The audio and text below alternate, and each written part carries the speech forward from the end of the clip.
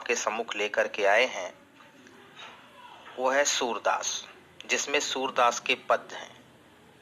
तो यहाँ पर हम सर्वप्रथम सूरदास कवि का संक्षिप्त परिचय की चर्चा करेंगे। सूरदास हिंदी साहित्य के चमकते सूर्य के समान हैं। उन्होंने श्री कृष्ण की भक्ति में ही पदों की रचना की है। सूरदास का जन्म मथुरा के समीप रुनकता अथवा रेणुका क्षेत्र के निकट सन 1478 में हुआ था। उनकी पारिवारिक स्थिति का विषय में कोई जानकारी नहीं मिलती। वल्लभाचार्य ने उनका गायन सुनकर उन्हें अपने संप्रदाय में दीक्षित कर लिया था। वल्लभाचार्य ये उनके गुरु थे। दीक्षित का मतलब उन्होंने शिक्षा दिया था। वे जन्मांध थे। जन्मांध का मतलब होता है जन्म से अंधा, परंतु कुछ विद्वान इसे सही नहीं मानते। उनके अनुसार प्रकृति एवं संसार के दृश्यों का अनुभव जिसने न किया हो वह इतना सुंदर वर्णन कैसे कर सकता है। कहा जाता है कि सूरदास ने अपने जीवन काल में 1.25 लाख पदों की रचना की थी, जिनमें से अब केवल 4-5 हजार पद ही मिलते हैं। सूरदास की मृत्यु सन 1583 में 105 वर्ष की आयु में हुई। इनकी कुछ काव्यगत विशेषताएं भी हैं। जो काव्य में इनकी विशेष योग्यता है, सूरदास ने अपने पदों की रचना ब्रज भाषा में की है। उन्होंने मुक्तक काव्य में रचना की है। सूरदास को वात्सल्य और श्रृंगार का सर्वश्रेष्ठ कवि माना जाता है।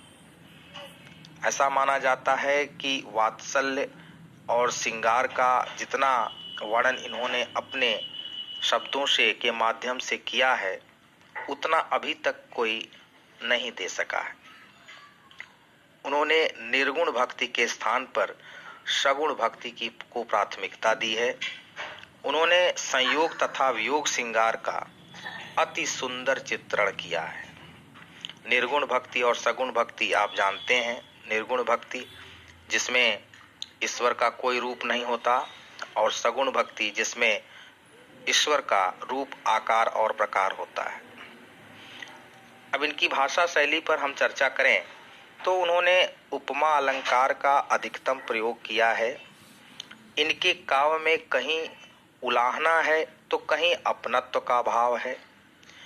यह इतनी सरल भाषा में है कि इसे सरलता से गाया जा सकता है, और इनके काव्य में रूपक, उत्प्रेक्षा, अनुप्रास और वक्रोक्ति की छटा देखने को मिलती है। और सूरदास के जो पद हैं उन्होंने ऐसी भाषा में लिखा है जो सामान्य जनजीवन की भाषा है, उसमें लिखा है जो आसानी से सबको समझ में आ सके। इनकी प्रमुख रचनाएं में 3 रचनाएं बहुत ही मुख्यतः प्रचलित हैं। कई बार आगामी परीक्षाओं में भी पूछी गई हैं कि सूरदास की रचनाएं क्या हैं, या रचनाओं का नाम देकर के पूछा गया है किसकी रचना है। तो इनकी 3 रचनाएं मुख्य हैं: सुरसागर, सुरसरावली, साहित्य लहरी। एक बार रचनाओं को पुनः सुने। सुरसागर, सुरसरावली और साहित्य लहरी, 3 इनकी रचनाएं प्रमुख हैं।